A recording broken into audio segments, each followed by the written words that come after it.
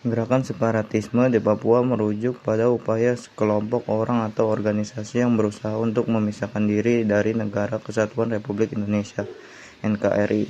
Gerakan ini telah berlangsung selama beberapa dekade dan mencangkup berbagai bentuk perlawanan mulai dari diplomasi internasional hingga aksi bersenjata. Penyebab gerakan separatisme di Papua. 1. Ketidakpuasan sosial dan ekonomi.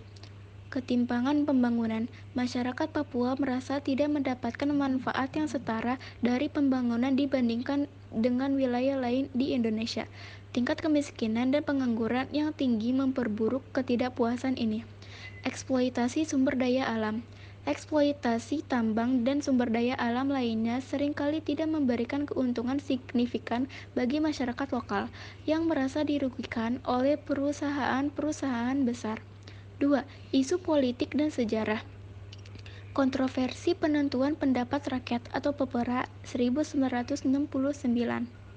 Proses integrasi Papua ke Indonesia melalui PEPRA dianggap tidak sepenuhnya adil oleh sebagian penduduk Papua yang menganggapnya sebagai manipulasi politik, identitas dan budaya. Ada perasaan kuat di kalangan orang Papua bahwa identitas dan budaya mereka terancam oleh kebijakan pemerintah pusat yang cenderung memaksakan asimilasi.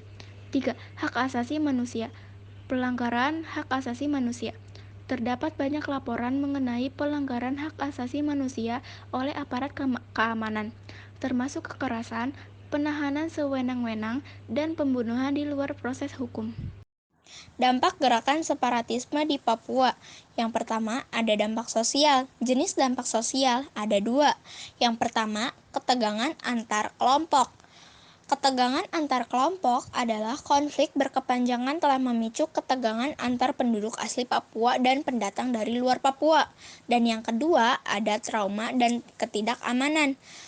Trauma dan ketidakamanan adalah kekerasan dan operasi militer menyebabkan trauma psikologis dan ketidakamanan di kalangan masyarakat sipil. Dan yang kedua, ada dampak ekonomi. Jenis dampak ekonomi ada dua. Yang pertama, terhambatnya pembangunan. Terhambatnya pembangunan adalah instabilitas politik dan keamanan penghambat investasi dan pembangunan infrastruktur di Papua. Dan yang kedua ada kerugian ekonomi. Kerugian ekonomi adalah konflik bersenjata dan serangan terhadap fasilitas umum dan bisnis menyebabkan kerugian ekonomi yang signifikan. Dan yang ketiga ada dampak politik. Jenis dampak politik ada dua. Yang pertama, isolasi internasional.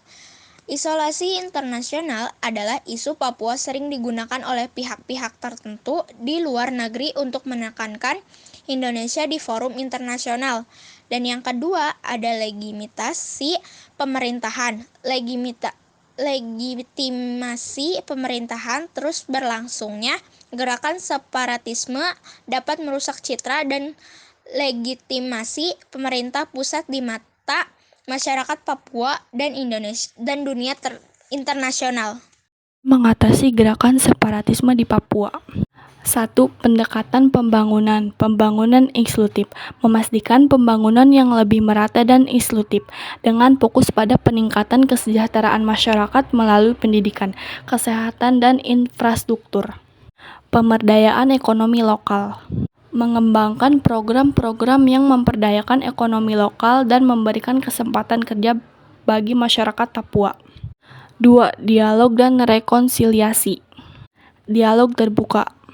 Memfasilitasi dialog terbuka antara pemerintah dan berbagai kelompok di Papua, termasuk tokoh adat, agama, dan pemuda untuk mencari solusi damai.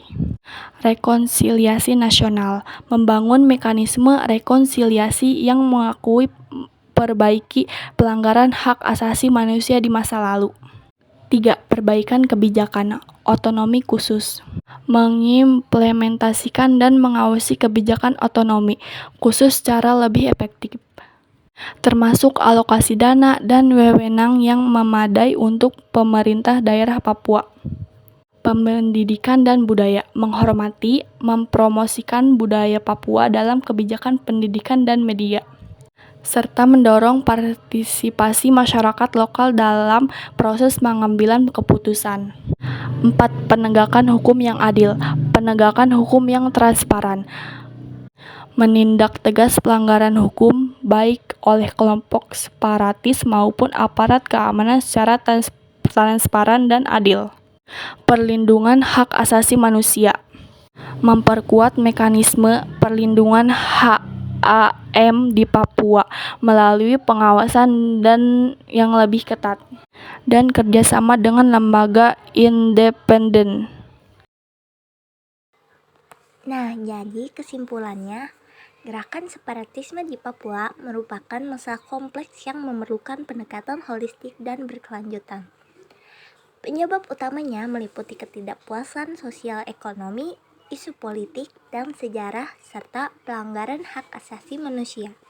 Dampak yang ditimbulkan sangat luas, mencakup aspek sosial, ekonomi, dan politik.